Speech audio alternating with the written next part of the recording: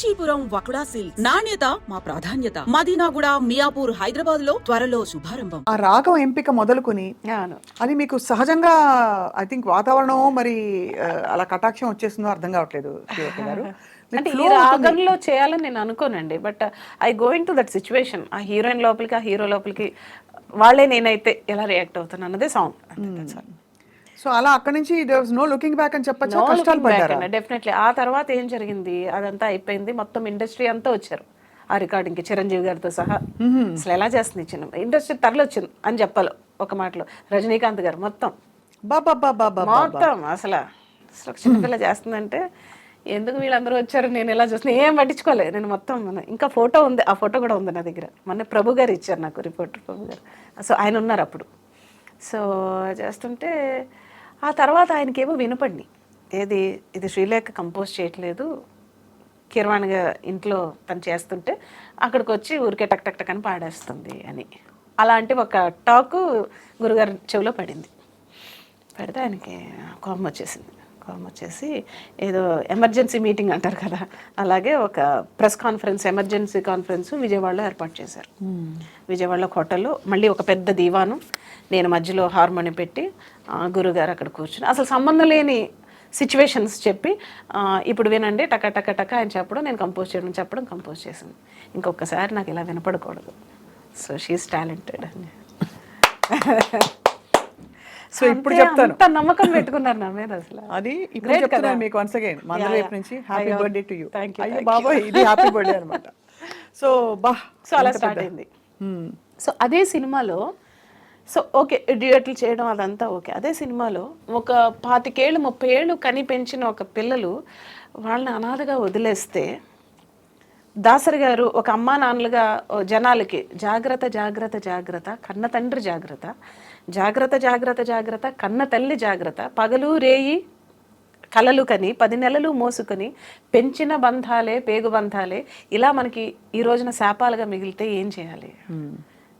కన్న పిల్లలే మనల్ని విసిరేస్తే అలాంటి ఒక సిచ్యువేషన్ నేను కంపోజ్ చేయడం, కీరవాణి గారు వాళ్ళ ఫాదర్ రాయడం, కీరవాణి గారు పాడడం ఆ పాట.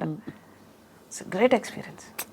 అండ్ నాకు ఇప్పుడు అర్థం కావట్లేదు, అంత చిన్నపిల్లని అంత మెచ్యూర్డ్గా నేను ఎలా ఆలోచించగలిగాను, ఎలా కంపోజ్ చేశాను. అందుకనే ఆశ్చర్యంగా ఉంది, ఎందుకంటే పరిపక్వంగా ఉన్నాయి ట్యూన్ చాలా.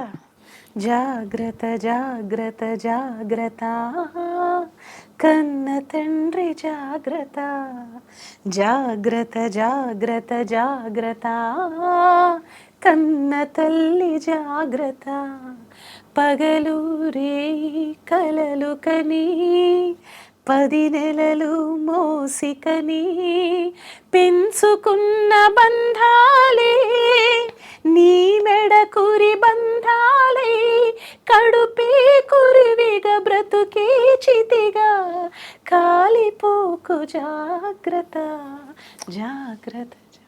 ఆ ల్యాండింగ్స్ చూసారు అంటే నచ్చ చెప్తున్నట్టు బీ కేర్ఫుల్ అని చెప్తున్నాడు.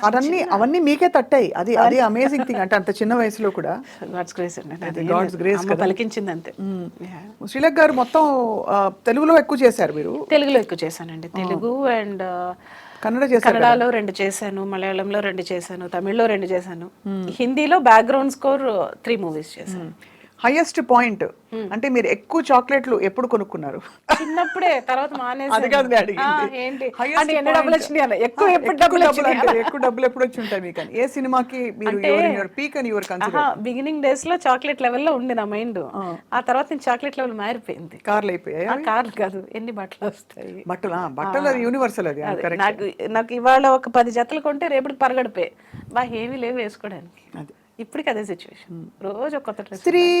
స్త్రీ అంతే అంతే కదా, ప్రతి స్త్రీకి అంతే. కరెక్టే. What was the peak of your, మీ దృష్టిలో మీ మొత్తం మ్యూజిక్ జర్నీలో ఇంతవరకు? రెమ్యూనరేషన్ పరంగా కావచ్చు, సక్సెస్ కావచ్చు, వాట్ ఎవర్. కాదు, సక్సెస్ తాజ్ మహలే డెఫినెట్ గా. ఇట్స్ 3rd మూవీ నాది. సో నాన్నగారు అయిన తర్వాత తమిళ్లో హీరో విజయ్ సినిమా చేశాను, నాళే తీర్పు. దానికి ఆయన 50,000 చెక్ ఇచ్చారు అదే సంవత్సరం. 25 నుంచి 25 నుంచి 50 అంటే నెక్స్ట్ 1 లాక్ ఇచ్చారని ఏం ఇంకా తర్వాత నుంచి గుర్తులేదు నాకు ఎంత ఇచ్చారు.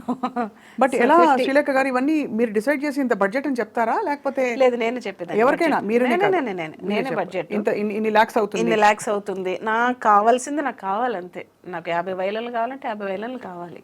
ఎన్నోసార్లు గొడవలు జరిగిపోయినాయి నాకు రామనాయుడు గారికి, ఎన్నో వారాలు మాట్లాడుకోలే, అయినా పర్లే, నో కాంప్రమైజ్. చిత్రగారు బాలుగారు కావాలంటే చిత్రగారే బాలుగారే కావాలి నాకు. సార్ ఏం చెప్పేవారు? నేను లేదు నేను అసలు నేను ఇంత బడ్జెట్ అయితే కుదరకపోతే మానేయండి సార్, నేను చేయను, నాకు కావాల్సిందే. నేనేమన్నా నాకేమని అడుగుతున్నానా, మీ పాట కోసమే కదా ఇమ్మని అడుగుతున్నా, ఇట్లా అనమాట. సో ఆయనతో వాదన. సో 2 రోజులు మాట్లాడిన తర్వాత మళ్ళీ ఆయన కాంప్రమైజ్, సరే ఇవ్వండి ఆవిడ కావాల్సింది. సో అట్లా సూపర్. అయితే చాలా క్లారిటీతో పుట్టారు మీరు, చాలా క్లారిటీ, చాలా clarity. No compromise in quality విషయంలో అస్సలు కాంప్రమైజ్. ఇప్పుడు నేను ఈ రోజుకి కూడా ఇప్పుడు నేను కావాలంటే ఇంకొక 100 సినిమాలు కూడా చేసేసి ఉండొచ్చు, but I don't want to compromise in the budget or subject wise, movie wise. 25 ఫిల్మ్సా మీరు? లేదండి 80 అవుతున్నాయి, ఆల్మోస్ట్ 80, మోర్ దెన్ 80.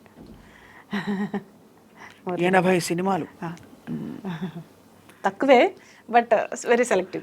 80 సినిమాలు చాలా 80 సినిమాలు, 4,000 పాటలు యాజ్ అ సింగర్.